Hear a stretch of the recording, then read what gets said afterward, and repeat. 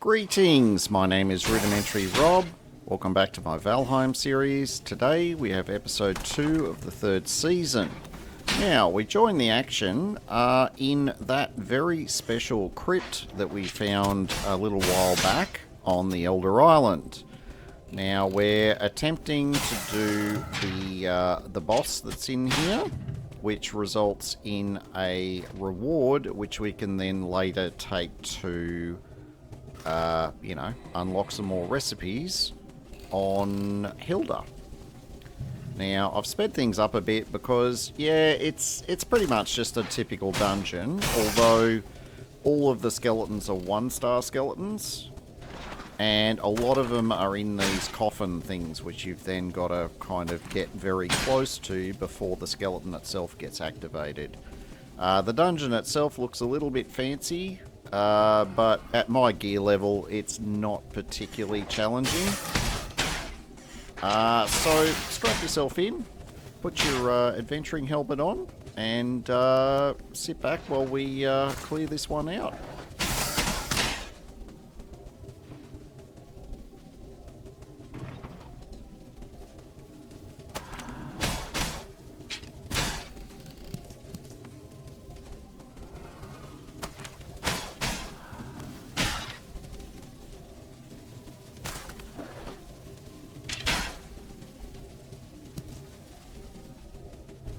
Okay, now we're returning to normal speed. That means we've reached our boss room, and this is Brenna.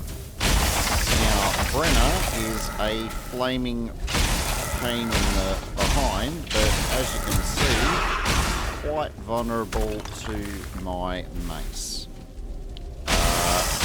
Even with the fairly rudimentary food that I have access to at this level, not really a challenge. That said, though, if we were trying to do this with the gear and the food that we had when we first arrived on Elder Island, yeah, still not convinced I'd have been very successful in that, which is why, when in doubt, you just leave it and come back to it later.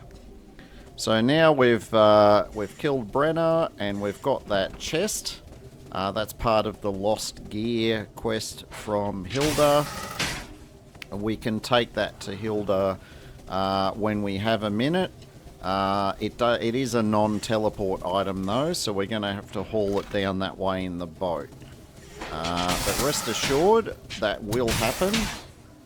And when I do the hand-in, I'll make sure I record it so you guys get to see what the extra stuff is that we will now have access to.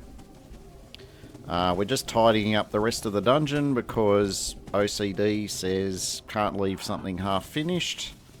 And here we are outside, and we're going to cross that smouldering tomb icon off.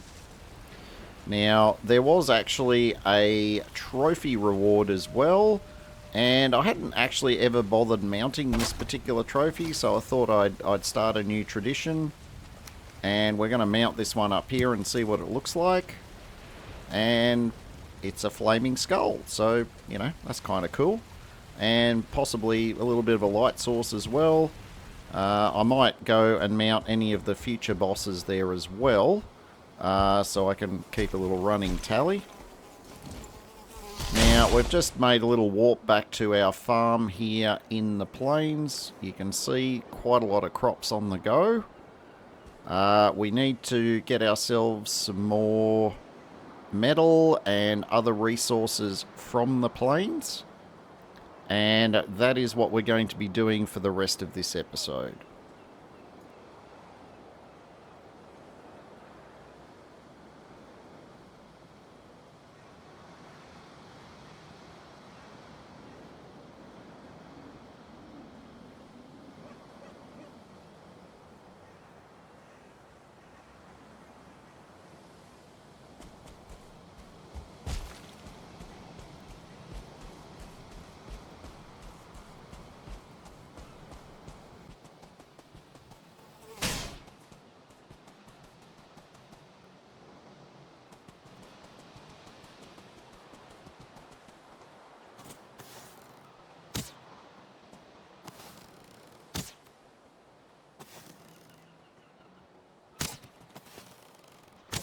Now, if you're ever wondering why I always suggest to try not to get too close to those growths, that's why. They throw that sticky tar stuff on you and you get poisoned, and it's not really a good time, particularly if you've got other stuff that's trying to kill you at the same time. So, yeah, little tip there.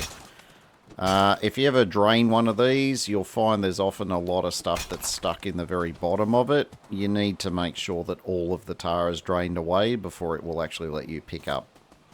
But as you can see, we got some couple of bits of black metal there. That's going to add to our total. Our goal today is to try and get enough black metal to go in the small boat. So we're only looking for a total of 3 stacks. We've already got a bit already. We're just going to be adding to that until we've got enough to fill those 3 slots.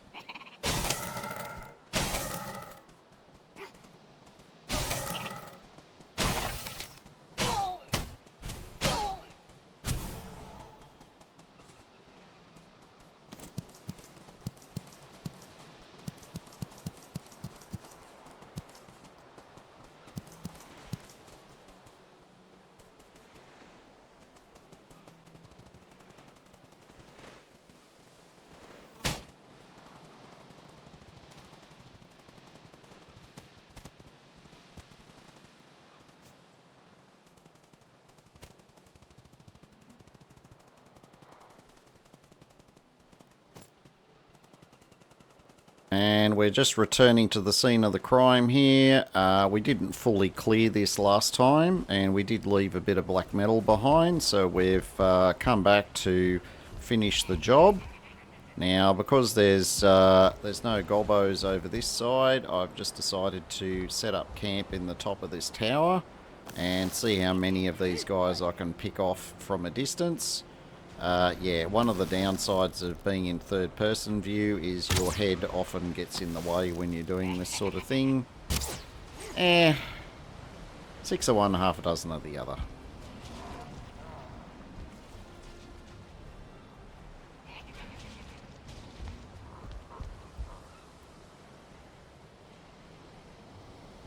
Bit of a tar party over there between the Loxes and the Growths.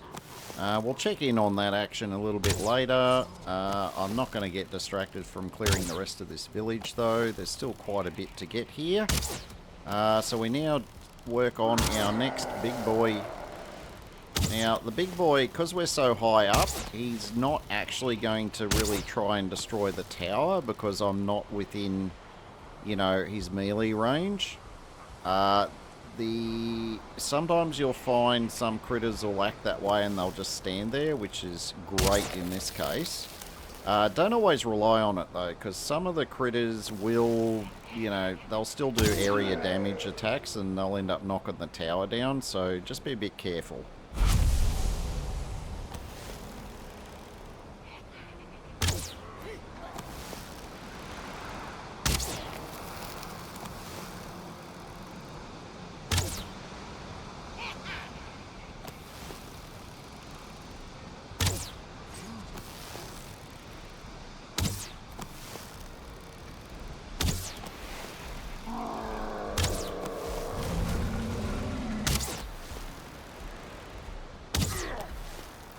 Yeah, remember when I said about critters that sometimes come along and try to destroy the tower?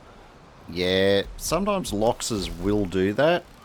More for the fact that they'll aggro something else and then their area attacks will end up destroying the tower. But this time I got a bit lucky, so we're all good.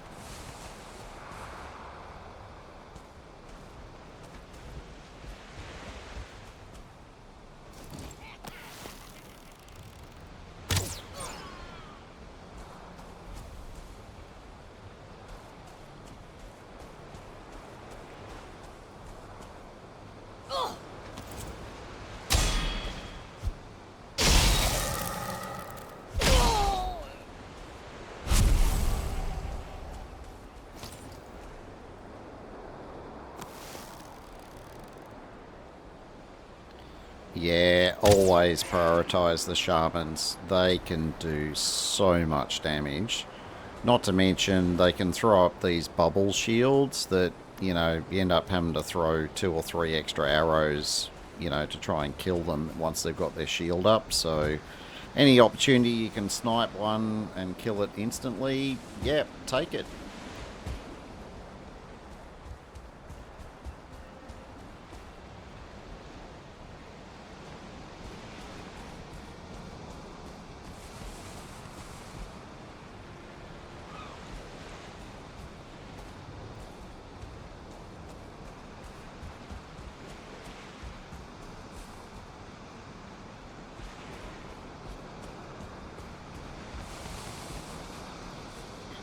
Alright, and that is another totem on our road to Yagloth, the next boss.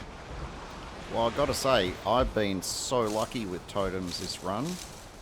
Sometimes I get, all my gear upgraded and I'm still searching for days to find even the first totem. So to have, I think, 2 at this stage already is just fantastic. You do need a total of 5 in order to summon Yag. But so far, not having any trouble at all getting them.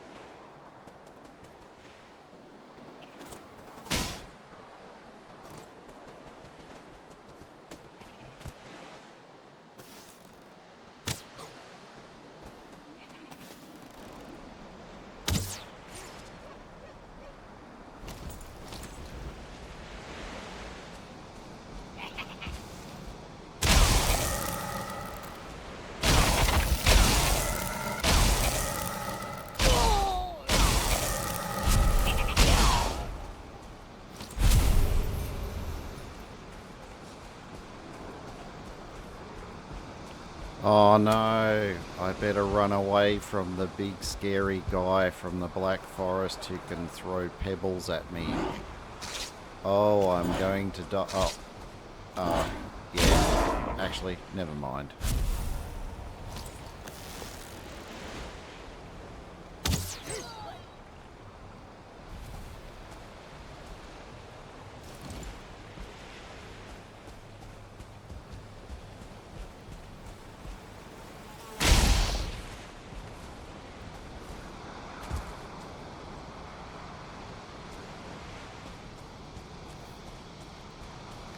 Yeah, I know there's a whole mountain of sparklies over by that tar pit, but I'm getting pretty close to being completely full on capacity, as in weight. That's why I've just been lingering around here, killing, another 2 or 3 goblins just to get to capacity, which is what we've just hit now. So there's no way I was going to have enough room to pick up even half the stuff that's at the tar pit. But don't worry, we will be back and we will get the rest of it. In the meantime, we're just going to pick us up a few more of these cloudberries and then head back to base to consolidate.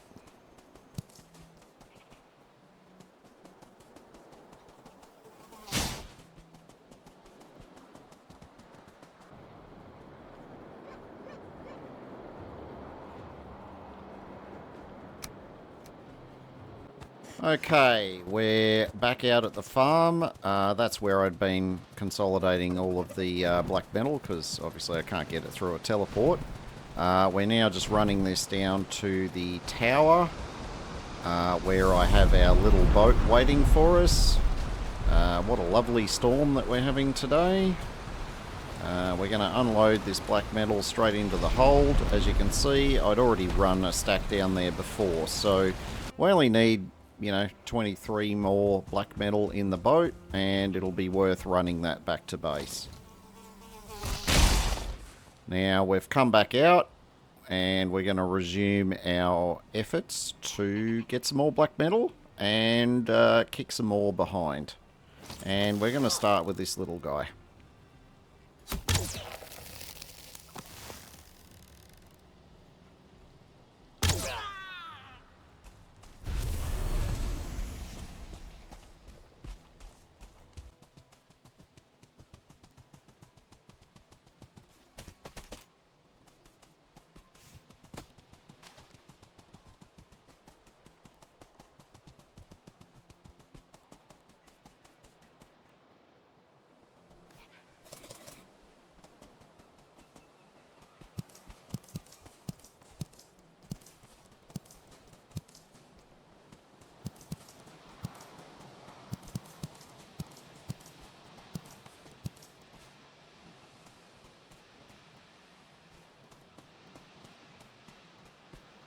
Alright, we got 3 loxes here, and we need some lox meat for our lox meat pies that we're going to be making soon. So we're going to have to get to killing some, and I don't know, how hard could that be?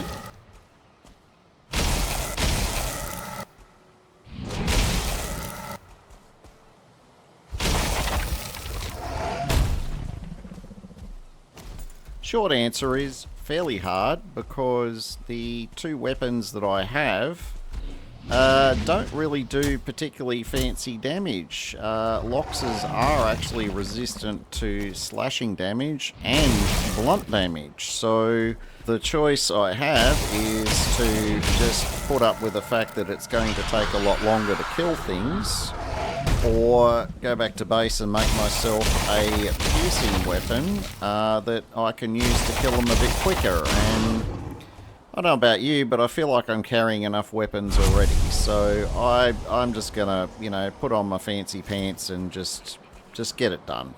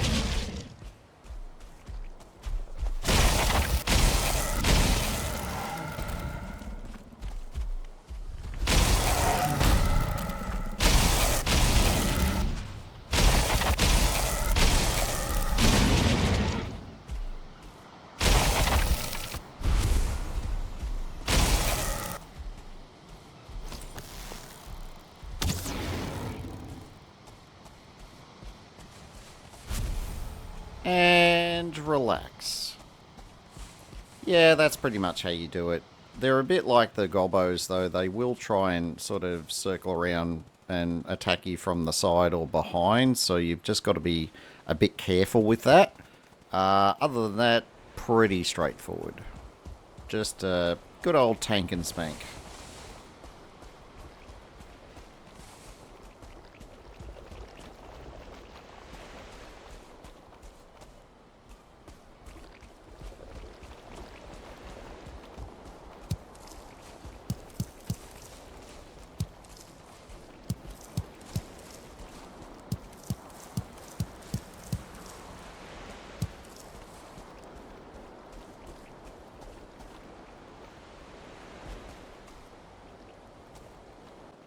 Okay, time to drain that tar pit.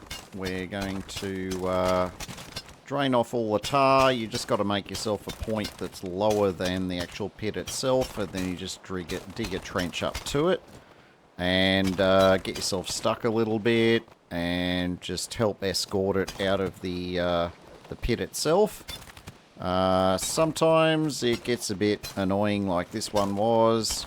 Other time, if you've got a bigger height difference, you can drain them like really quickly. So results do vary. It is always worth it though, because as you saw earlier, the growths that live in these tar pits do love to attack basically everything else in the plains. So there's often a lot of good loot in the bottom of these tar pits, not to mention the tar itself. So yeah, just make sure you've cleared the area before you start. Worst thing to happen is to suddenly get attacked by gobos or loxes or both while you're, stuck to the ground. That's definitely not a good look, and I used to be an expert of that happening, but I vowed a long time ago to just not let it happen again.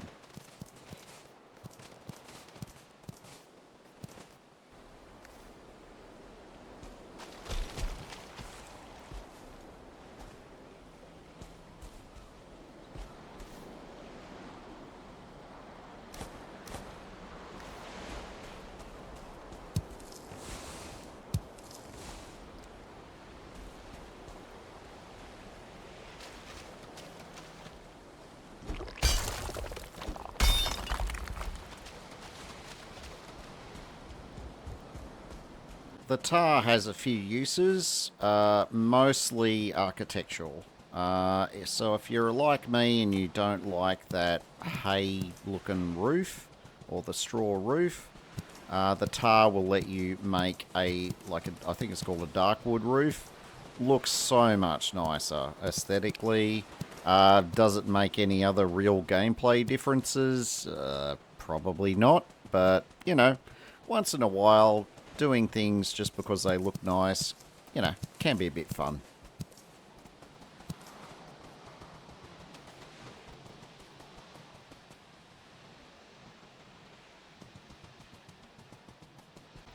And in today's episode of Reading with Rob,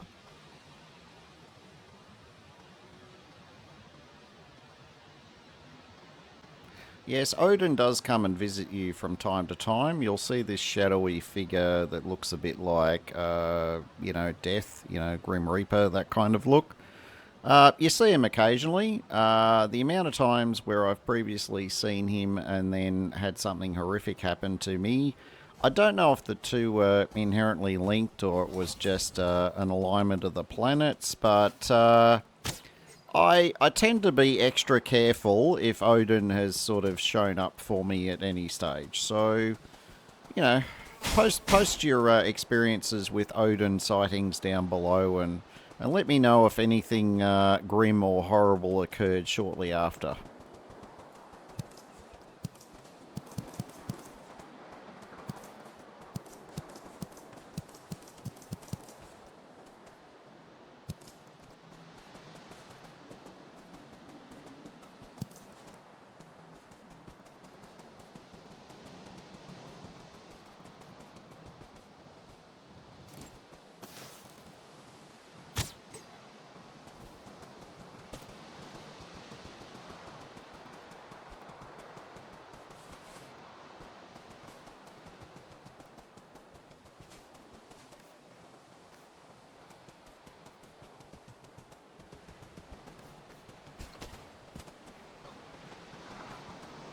Alright, giving the old village a bit of a once over just to make sure we haven't missed anything.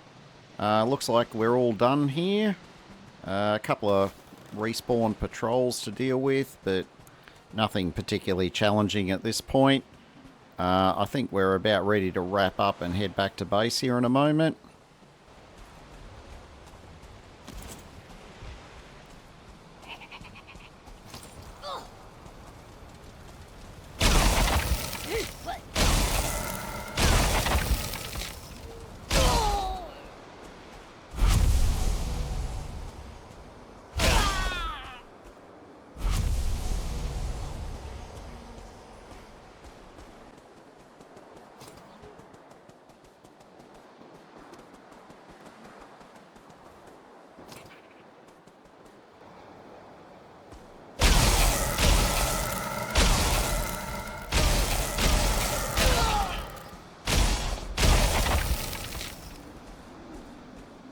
Yeah, you've got to be a bit careful with these Gobbo patrols out in the plains, particularly at night. You can end up getting 3 or 4 or sometimes 5 of them all in one go, but it all goes the same way. You know, they come in, they attack me, and then they all fall down and go boom. You know, rinse and repeat.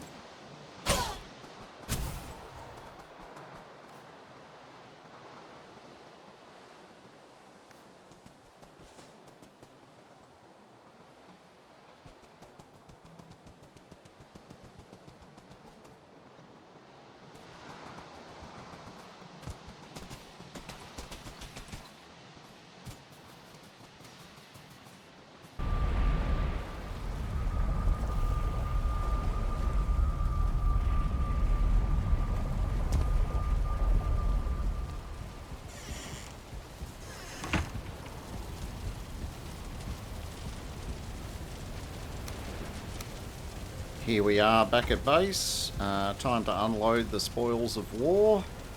Starting to get a good stockpile of plains mats going. As you can see, we've got a bit of linen thread already there, ready to go. We've still got some flax to grind down into linen thread.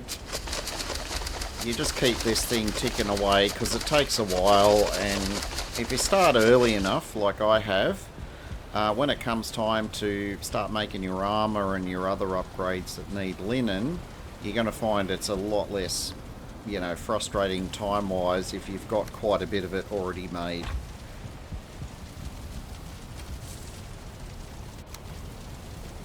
Okay, that brings us to the end of this episode. If you've enjoyed the episode, don't forget to give me a thumbs up, and if you want to see more in the future, you better subscribe and hit the notification bell. In the meantime, my name is Rudimentary Rob. Thank you very much for watching, and have yourself a fantastic day.